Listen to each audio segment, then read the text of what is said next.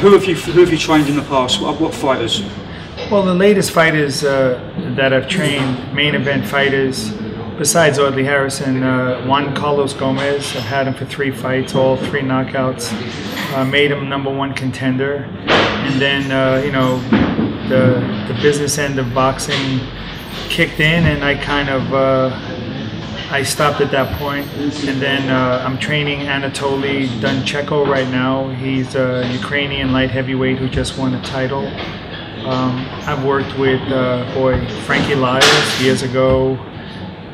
There's a lot. You know, I'm also a very big celebrity trainer in the United States, from Eminem to Bob Dylan to Jennifer Lopez to Vince Vaughn. I mean, the list is like in the hundreds. And you know, but my heart is in the pros. When Audley called me up one day to check me out, it was kind of funny because he called me to check me out, and I said, okay, I'll check you out.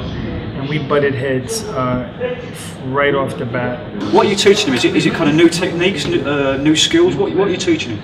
Well, when I first met Audley, when he first came into my gym and we had our initial workout, you know, that's the big one, you know, where he sees what I'm about, I see what I'm working with. Audley, it was funny. It was very funny. I mean, I told him, you have the worst balance I've ever seen. I told him I have girls in the gym that hit harder than you. And you know, he came in there telling me how great he was and how hard he hits, and I meant it. I had girls in there from what he was showing me that day. You know, when he was hitting the pads, I mean, I have girl fighters that hit harder than that, because it really comes down to technique. And if anybody, any smart trainer, anybody knows, it's about technique in boxing, you know. But now is, you know, it's all together. We have a plan with David Price. We actually have 3 plans, you know, and you'll see them. Hopefully you'll only see 1 plan, and that'll be enough. I was very impressed and a little bit scared of like his potential.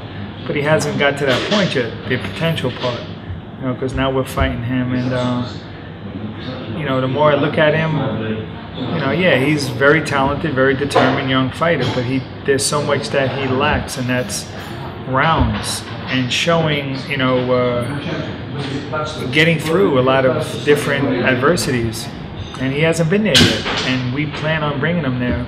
And we'll see, you know. I just think that Audley Harrison will be like the George Foreman, Michael Moorer.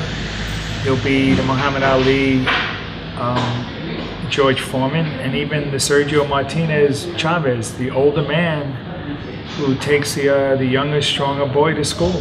Defensively, yes, I see flaws in him. Yes, absolutely. Yeah, anybody would see that. Of course, you know, he's in there with guys who aren't really great fighters. I mean, you know, you could tell someone's great when they fight a great fighter and they beat them. Then they keep fighting great fighters and they prove themselves.